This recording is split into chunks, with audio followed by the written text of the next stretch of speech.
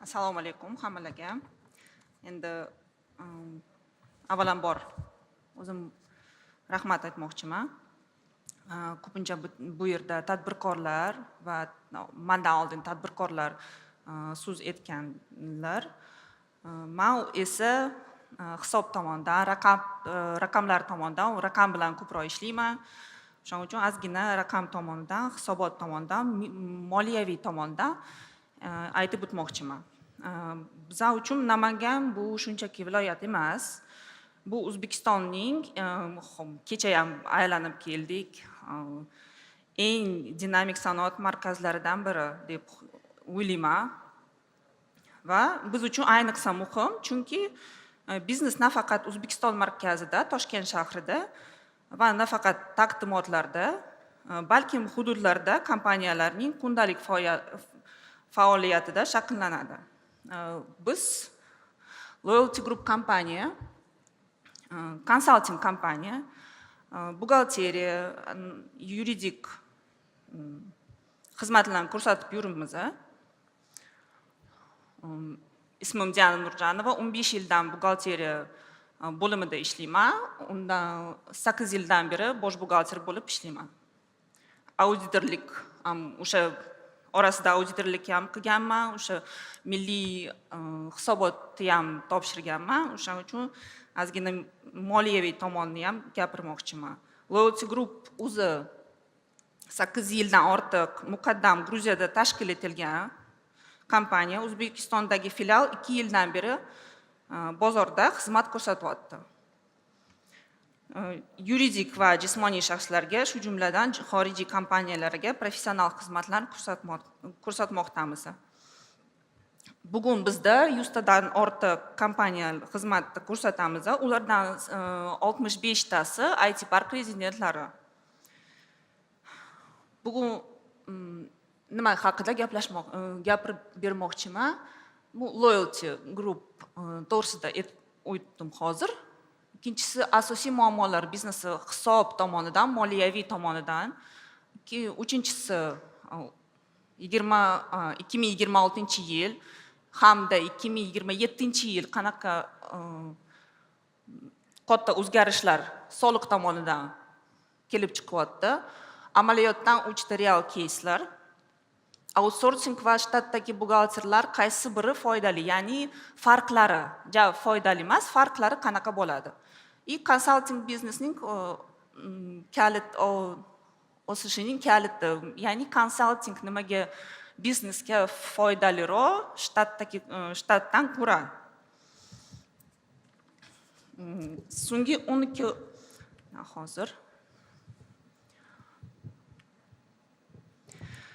So'nggi 12 oy ichida soliq organlaridan jarima yoki talablar olgan holatlar bo'lgan. Ko'pincha bilaman, tadbirkorlarda ko'p uchraydigan bu holatlar bo'ladi. Buxgalteriya bor, lekin tadbirkor o'zi haqida foyda qanaqa, qayerda, qaysi yo'nalishlarida bilmaydi. Va biznesning rivojlanayotgan bo'lsa-da, pul doimo yetarli darajada emas. Bilamanki, o'sha tadbirkorlar ko'p bu zalda. Muammolariga ko'p uchraydigan bo'ladi. Bu balkim nafaqat O'zbekistonda, butun dunyoda shunaqa duch keladigan biznesni boshqarishga umumiy masaladir. Birinchisi, buxgalteriya bor, lekin tadbirkor sifatida, moliyaviy sifatida boshqaruv yo'q. Bu shuni degani, hisobot tuziladi, soliqlar to'lanadi. Ammo savol berganda foyda qayerda shakllanadi? Qaysi yo'nalishlar zararli bo'ladi? Qaysi xarajatlar ortiqcha bo'ladi? Ko'p hollarda bunga javoblar yo'q, afsuski. Juda keng tarqalgan holat ikkinchi bo'ladi. Hisobot topshirildi, rasmiy topshirildi, soliqlar ham to'landi. Lekin bir necha oydan keyin kameral tekshiruv keladi soliq kabinetiga. Bu biznes uchun, ayniqsa bosh hisobchi uchun katta stress. Bosh hisobchi rahbariga yugurib chiqadi, men to'g'ri hamma narsani hisoblab qo'ydim, naloglarni ham to'g'ri men to'lab yubordim, lekin mana kameral tekshiruv keldi. Bu o'zi kameral formula to'g'ri o'qish juda foydali. Va bu bizning kompaniyamizda, praktikamizda, o'sha amaliyotimizda ko'p chiqadi. Qaytadan kameral tekshiruv ochib, ko'rib, qayerdan o'sha xato yo qayta hisoblash, o'sha soliq qayta hisoblash qayerdan chiqqanligini agar bilsak, bu juda foydali. Va o'sha xatoni o'zingiz to'g'rilasangiz ham bo'ladi. Va uchinchi shunaqa muammo bordir. Butun biznes bitta buxgalter yoki moliyachiga bog'liq. Uning xatosi o'sha aytganimdek oldingi agar bir narsa o'sha kameral formula bilmaydigan yoki yangi qonunlar chiqadigan payt sal bilmasa, kompaniya uchun jiddiy xavf tug'diradi. Chunki har kuni, почти har oy yangi qonun, yangi farmonlar chiqadi. Buni juda yaxshi bilamiz. Bizning kompaniyamizda buni aytdim hozir, 3 ta o'sha muammo, eng katta muammolari bor. Bizning kompaniyamizda buxgalteriya va soliq hisoboti biznesning moliyaviy asosi, bu yo'nalishlar qonunlarga rioya etish. Moliyaviy boshqaruv tomoni ham bor. Ya'ni har tomonlama ko'rsatib o'tamiz. Har yangi mijoz kelganda bizani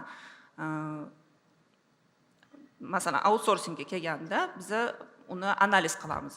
Har hisobot tomonidan, har moliyaviy tomonidan, har soliq tomonidan, yuridik tomonidan, chunki komandamiz juda katta. 2026-yilning eng muhim soliq o'zgarishlari to'g'risida uzr so'rayman ozgina, chunki men предприниматель emasman, oddiy hisobchiman, bosh buxgalter bo'lib ishlayman. Shunda ozgina soliq organlari bilan telefonlashsam, o'sha gaplashsam, muncha anaqa bo'lmaydi menda, hayajon. KKS, ya'ni qo'shilgan qiymat solig'i, qizil hisob fakturalar. Juda 1-yanvardan boshlab o'z kuchiga kirgan 2026-yil, lekin farmon o'zi 2025-yilda chiqqan, 4-sentyabr 153-farmon.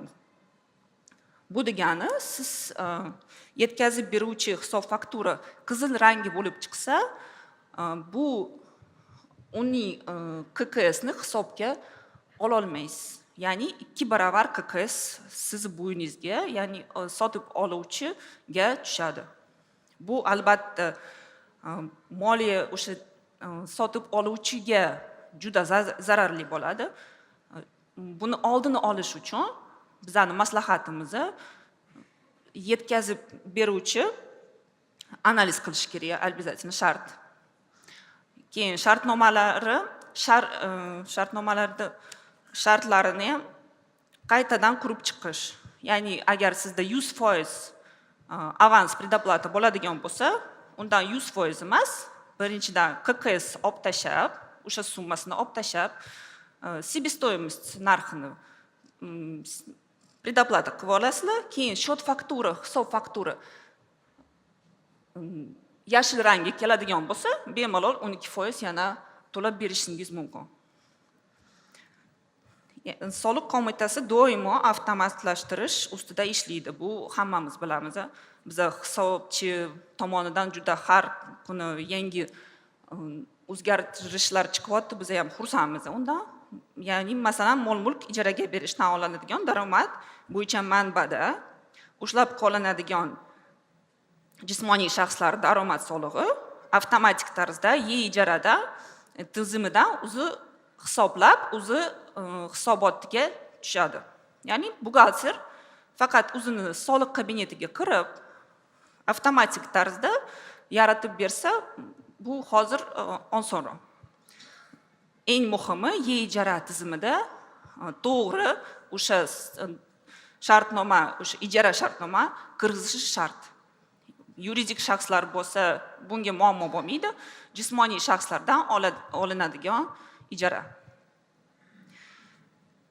Eng muhimi hozir bu boshqa. 2027-yildan 1-yanvardan O'zbekiston yangi milliy moliyaviy hisobot standartlariga o'tadi. Bu nafaqat yirik biznes uchun. Bu yagona tadbirkor bo'lsa, kichik biznes bo'lsa, o'rtacha biznes bo'lsa, hammalarga tegishli. Va bu shunchaki yangi shakllar emas, bu butun hisobning hozirdan boshlab qayta qurib chiqish shartdir. Hozir borib, masalan, meni maslahatlarim hozir borib o'qib, boshqatdan hisobot, endi sizlar ko'pchilik предпринимательlar, tadbirkorlar o'zinglarni hisob buxgalteriyalar bo'lsa, ularni o'qitib, yangi standartlarga, milliy standartlarga o'tib o'qish kerak. Shart. Chunki 1-yanvarda уже kech bo'ladi. 2027-yildan. Shu munosabati bilan hozirda o'sha mutaxassislarni tayyorlash va hisob jarayonlarini moslashtirish boshlash zarur. Bu shunaqa maslahatim. Va amaliy keyslardan o'tmoqchiman. Bu kichkina chakana bizani imенно amaliyotimizda o'tgan keyslar bo'lgan. Chakana savdo sohasidan tovar aylanmasi taxminan 8 milliard bo'lgan. Va bir qarashda o'rtacha biznes, bir qarashda barqaror biznes. Ammo amalda tadbirkor o'zi doimiy kassa uzilishlari bo'lgan. Mablag' yetishmasligi va pullar qayerga ketayotganini tushunmasdi. Boshqaruv hisobini joriy etgandan so'ng ortiqcha xarajatlar aniqlandi. Bu eng muhim, eng shunaqa ko'p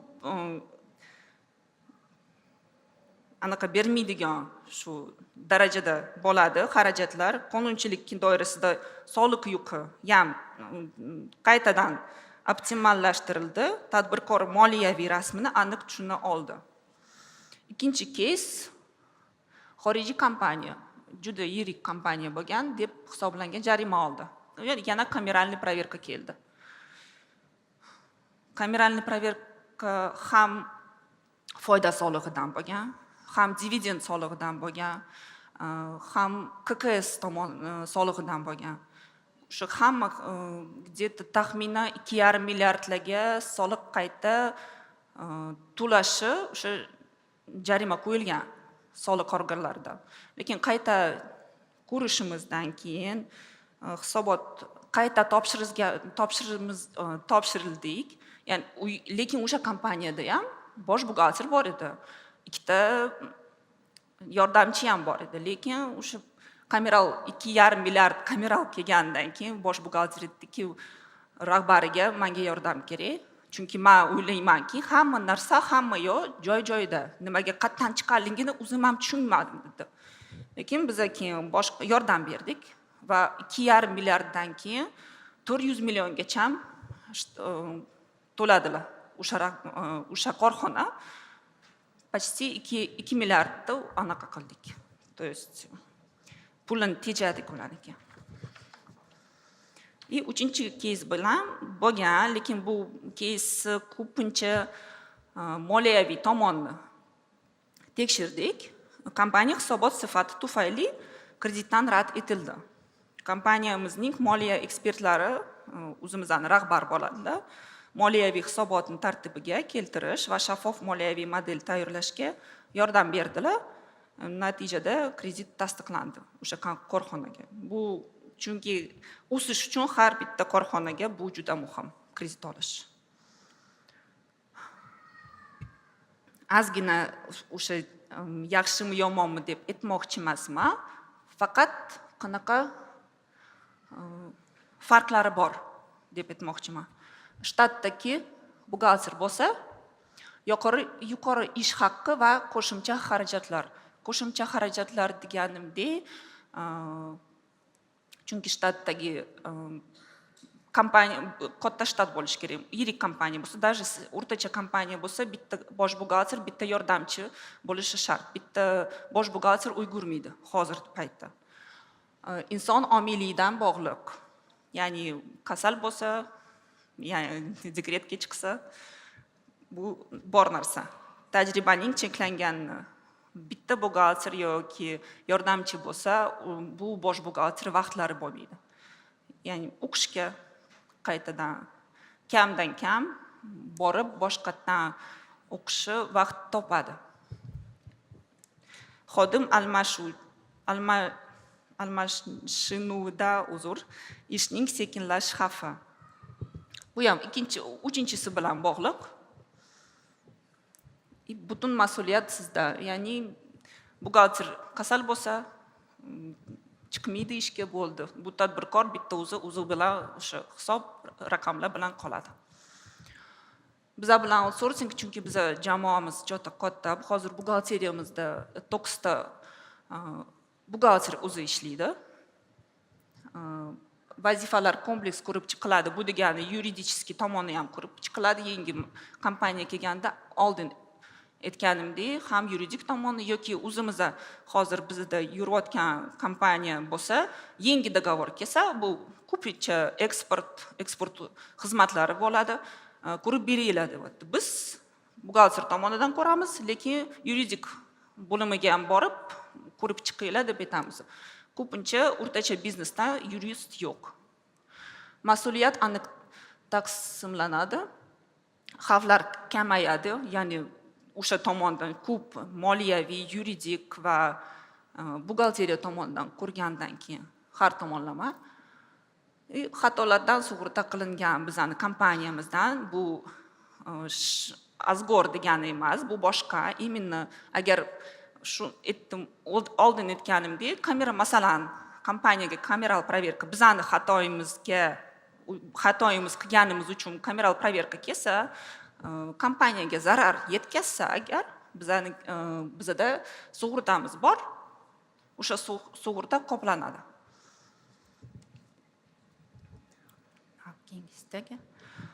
Bu hozir oxirgi slaydim, lekin men bir narsa aytib o'tmoqchi edim. 26-mayda chiqqan 100-farmoni soliq rejimi, umumiy belgilangan soliq rejimiga o'tish chegaraviy miqdori 12,000 barobar BHMgacha oshirildi, ya'ni 5 milliardga yaqin. Buni bilishlarini men istardim hozir. Mehmon va umumiy ovqatlanish xizmatlari ko'rsatuvchi subyektlarga alkogol va tamaki sotuvda naqd pulga ruxsat qayta berildi. Ya'ni uchinchisi, umumiy ovqatlanish subyektlari uchun tartiblar joriy etildi, ya'ni eng o'sha qiyin joy bo'lgan ishga qabul qilish, masalan, ofitsiantlar, ertaga sizlarda katta marosim bo'lsa, restoran, ofitsiantlar ertalab ishga qabul qilishingiz mumkin. Kechqurun bo'shatish jarayonlari bir kunda tartibda amalga oshirishingiz mumkin. Hali bu tizim ishga tushirilmagan, lekin mexanizm aniq emas, lekin bo'ladi. O'sha farmonda yozilgan. Va kompaniya umumiy ovqatlanish sohasida to'langan KKS 40% qismi davlatdan qaytarib oladi va bunga qaytarish naqdsiz tushum ulushga bog'liq emas bo'ldi. Oldin bog'liq edi. Va 1-iyundan boshlab 2030-yil 1-yanvariga qadar soddalashtirilgan tartibini tanlash mumkin, ya'ni KKS 6% stavkasiga o'tishingiz mumkin. Lekin maslahatim oldindan hisob-kitob qilib, o'ylab, chunki kimda import bo'lsa, bu foyda muncha emas. Bu soddalashtirilgan tartibini foyda solig'i 0% belgilanadi. Lekin bir hisoblaganimizda 12% KKS rejimi foydaliroq kompaniya uchun 6% dan ko'ra. 6% chiroyli ko'rinib turibdi, hozir foyda solig'i 0, lekin shundoq hisoblab ko'rsangiz, yo'q, foydali emas ekan. Xizmatlarga, ichki savdoda xizmatlarga foydali ko'rsatish mumkin. Lekin bu ushbu rejimdagi subyektlardan xarid qiluvchilar KKSni zachot qilish huquqiga ega bo'ladi. Bu juda muhim. Bu sizga vaziyatingiz haqida bizga aniq savol berishingiz imkoniyatingiz bor. Minnatdor e'tiboringiz uchun rahmat. Rahmat kattakon.